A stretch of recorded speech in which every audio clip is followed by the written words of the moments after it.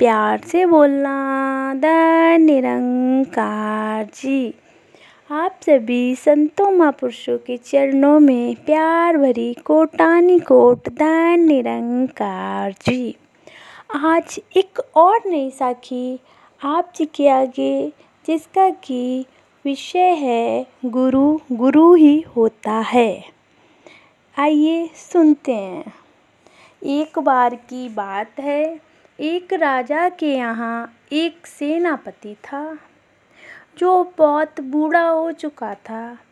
सेनापति ने राजा से कहा कि अब मेरी उम्र बहुत हो चुकी है, मैं किसी और को अपने तजुर्बे से किसी अन्य को तलवारबाजी करना सिखाना चाहता हूँ।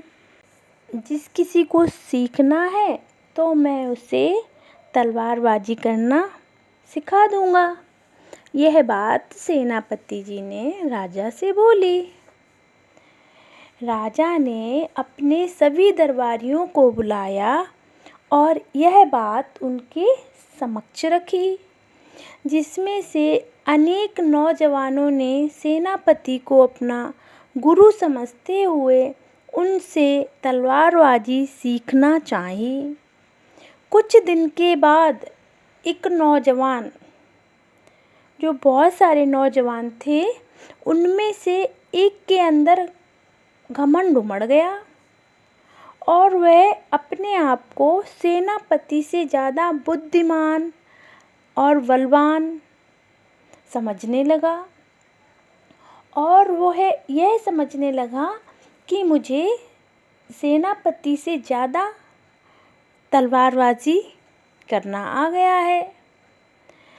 वह सोचने लगा कि मुझे तो सब कुछ आता है और मैं तो सेनापति को भी पीछे छोड़ सकता हूँ। तो उसने राजा के पास जाके बोला कि मुझे आपके सेनापति यानी कि जो मेरे गुरु थे, उनसे ज़्यादा तलवारबाजी आती है। और बोला कि अगर आपको यकीन नहीं है तो फिर आप मेरा मुकाबला करवा दीजिए, आपको पता चल जाएगा कौन ज़्यादा तलवारबाजी जानता है। राजा ने थोड़ा सोचा और मुकाबले के लिए हाँ कर दी। राजा ने यह बात अपने सेनापति को बताई कि एक नौजवान आपसे मुकाबला करना चाहता है, जो आपका ही एक चेला है।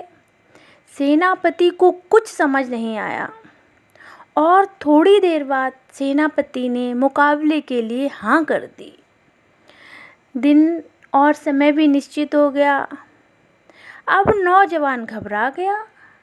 वह सोचने लगा कि यह बूढ़ा सेनापति मुझसे मुकाबला करने के लिए तैयार हो गया, अब मैं क्या करूं? वह सेनापति के हर कार्य पर ध्यान देने लगा।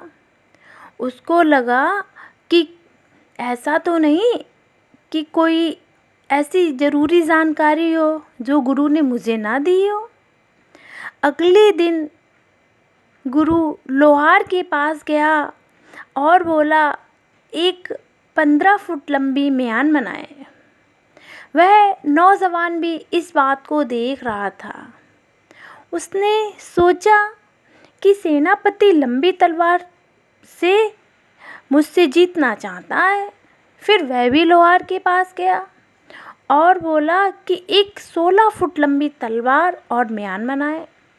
वह सोचने लगा, अब तो मेरी जीत पक्की हो चुकी है। मुकाबले का दिन आ गया।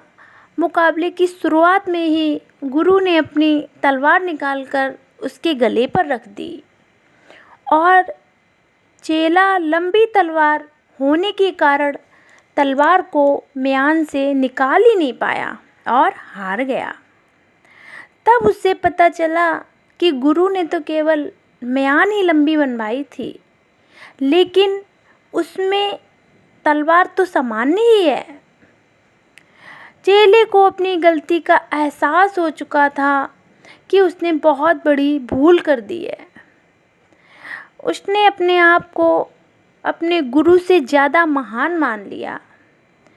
वह गुरु से माफ़ी मांगने लगा और गुरु ने उसको माफ़ कर दिया।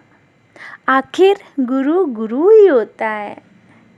प्यार से बोलना। दयाल निरंकार जी। हम सभी संत महापुरुष ब्रह्मज्ञानी हैं। हमें पता है हमारे जीवन में गुरु का दर्जा क्या है और कहाँ होना चाहिए।